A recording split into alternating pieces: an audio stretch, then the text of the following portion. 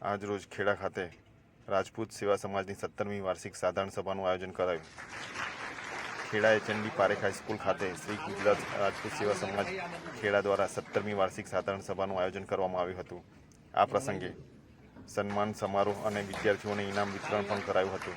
આ કાર્યક્રમનો મુખ્ય ઉદ્દેશ સમાજના સંગઠનને મજબૂત કરવાનો અને શિક્ષણને પ્રોત્સાહન આપવાનો હતો. સમાજના વિદ્યાર્થીઓને તેમની શૈક્ષણિક સિદ્ધિઓ બદલ સન્માનિત કરવામાં આવ્યા હતા. આ પ્રસંગે ગુજરાત સરકારના રાજ્ય કક્ષાના મહેસૂલ મંત્રી સંજયસિંહ મહેડા ખાસ ઉપસ્થિત રહ્યા હતા. તેમની સાથે કરણસિંહ ચાવડા, પ્રવીણસિંહ વાઘેલા, જનકસિંહ ઝાલા, કિશોરસિંહ ઝાલા, અજીતસિંહ ઝાલા, વિજયસિંહ મહેડા, ખેડા નગરપાલિકાના પ્રમુખ સહિત રાજપૂત સમાજના અનેક આગેવાનો અને મોટી સંખ્યામાં વિદ્યાર્થીઓ હાજર રહ્યા હતા. આ પ્રસંગે મહેસૂલ મંત્રી સંજયસિંહ મહેડાએ જણાવ્યું હતું કે તેઓ સમાજની દીકરીઓના ભણતર માટે પૂરેપૂરી મદદ કરશે. તેમણે વિદ્યાર્થીઓને ઉજ્જવળ ભવિષ્ય માટે હાર્દિક શુભકામનાઓ પાઠવી હતી અને સમાજના સર્વાંગી વિકાસ માટે શુભેચ્છાઓ પણ વ્યક્ત કરી હતી.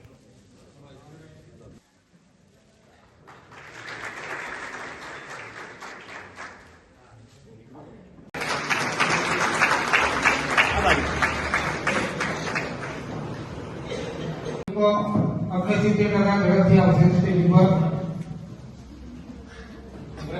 ગ્રેજ્યુએટમાં જાદવ પરબા 80% પ્રાપ્ત કરે.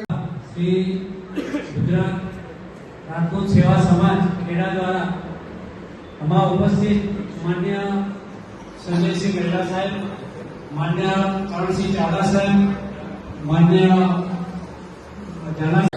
સૌને જય માતાજી.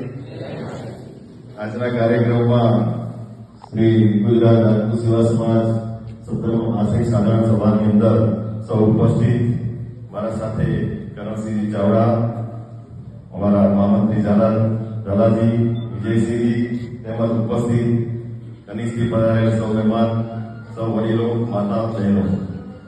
આમ તો આપણા યશસ્વી વડાપ્રધાન નરેન્દ્રભાઈ મોદી સાહેબના નેતૃત્વ હેઠળ ગુજરાત રાજ્યના મુખ્યમંત્રી એવા ભૂતપૂર્વ મક્કમ એવા ભૂપેન્દ્રભાઈ પટેલ સાહેબના નેજા હેઠળ આજે ખૂબ ગુજરાતની અંદર એવું હશે કે ક્ષત્રિય સમાજને મહેસૂલ મંત્રી અને પંચાયત આપત્તિ વ્યવસ્થાપનની જવાબદારી સોંપી છે.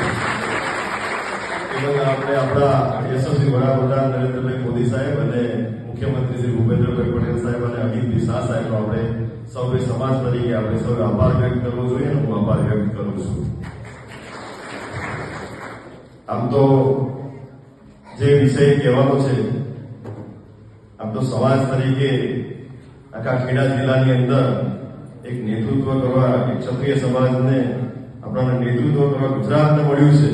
ત્યારે આમ તો વિધાનસભાની વાત કરીએ તો 2022ની અંદર આજે સૌથી વધારે લીડથી જીતવાનો એક મૌદા વિધાનસભાનો સૌથી મોટો એક પ્રયાસ હતો અને સૌની મહેનતથી આજે હું ધારાસભ્ય બન્યો અને તમામ સમાજ સાથે રહી અને તમામ સમાજે મને જે જંગી મતથી જીતાડેલો એ સમાજ સાથે બધાને સાથે રહીને એમનો અભિનંદન પાઠવું છું. અને મારી સેવાકીય પ્રવૃત્તિઓ જ્યારથી 2022ના વિધાનસભાની ચૂંટણી લડ્યો ત્યારથી નક્કી કર્યું હતું કે સરકારમાંથી જે વેતન મળતું આવશે એ મા બાપ વગરની ગરીબ દીકરીઓના સમૂહ લગ્ન અને ભણતરમાં. આજે સૌથી મોટો સમૂહ લગ્ન 2022ની અંદર 101 દીકરીઓનો સમૂહ લગ્ન છે. મા બાપ વગરની જે દીકરીઓ હતી, જરૂરિયાતમંદ દીકરીઓ હતી, એ દીકરીઓના સમૂહ લગ્નની અંદર ખૂબ સારો પ્રતિસાદ મળ્યો અને ખૂબ સારી રીતે અમે આયોજન કર્યું. અને આજે અમે ચોથું સમૂહ લગ્ન આજે મૌદા ખાતે, મારા વિધાનસભા ખાતે ચોથું સમૂહ લગ્નનું અમે આયોજન કરવા જઈ રહ્યા છીએ.